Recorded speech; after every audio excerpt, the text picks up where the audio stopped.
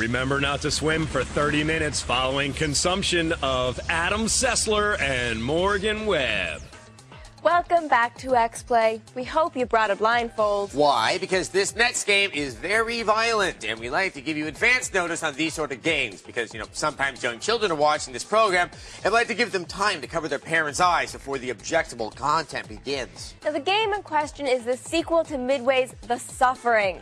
Why was it so violent? Oh, I don't know. Maybe because it was a survival horror game set in a prison and the hero is a guy who murdered his family. Or didn't kill his family, depending on how you played the game. See, the first game had a couple of different endings, and if you still have them saved on your memory card, when you can start the second game, it'll have a different beginning depending on how you played the original. And if all of this is confusing, pretty much all you need to know is that this game is insanely gory, filled with F-bombs. Here's our preview of The Suffering.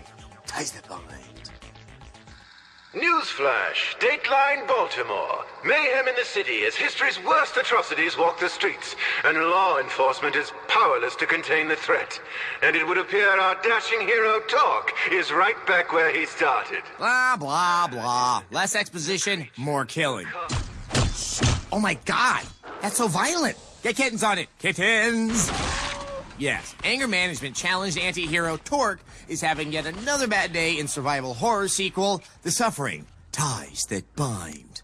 The good news, he escaped from prison. The bad news, he escaped to Baltimore. And Baltimore is possessed by demons. And people who leave their prescription meds lying around. I've watched The Wire, and Baltimore is scary enough without satanic dogmen running around. Bad dogman, lie down. Ties That Bind picks up where the original left off. And finds Torque stuck between a mob of demonic creatures, a new paramilitary force, and the overarching bad guy, Caleb Blackmore. And ladies, he's a looker. The game delves into Torque's dark past as he's played by frightening visions and the voice of a demon who sounds just like Barry White. Yes, I like it. Also, he hates TVs. Wow, our Full Metal Alchemist review must have been on. Hey, where'd everybody go? Oh man, someone messed up the bathroom. Of course, the game isn't just about fighting demons with a seemingly inexhaustible array of weapons. As it turns out, Torque has an inner demon of his own.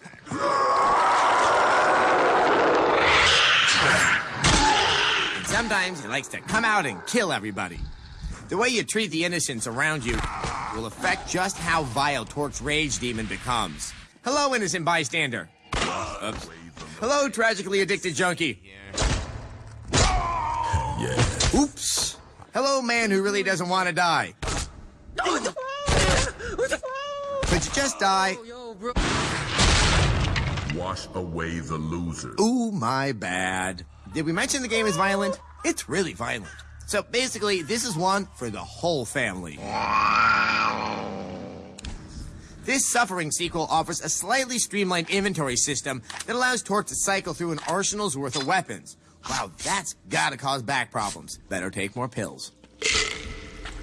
As before, you can switch to first person at will, which is another nice option, but the overall gameplay is basically the same as before. Kill, kill, rinse off blood, repeat. Ultimately, Ties That Bind is sort of a hyperactive Silent Hill, set in Baltimore. And the atmosphere and spine-tingling sound design will definitely please fans of the original. For everybody else, there'll be plenty of demons to slay, bystanders to whack, and horrible violence to cover with adorable kittens. And this one comes out later this year. Ah! Scary!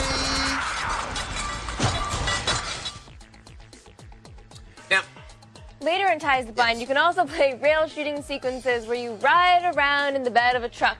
We aren't really sure why Midway added these, scenes, but I guess they just wanted to spice up the gameplay. as the monsters who explode into chunks weren't spicy enough.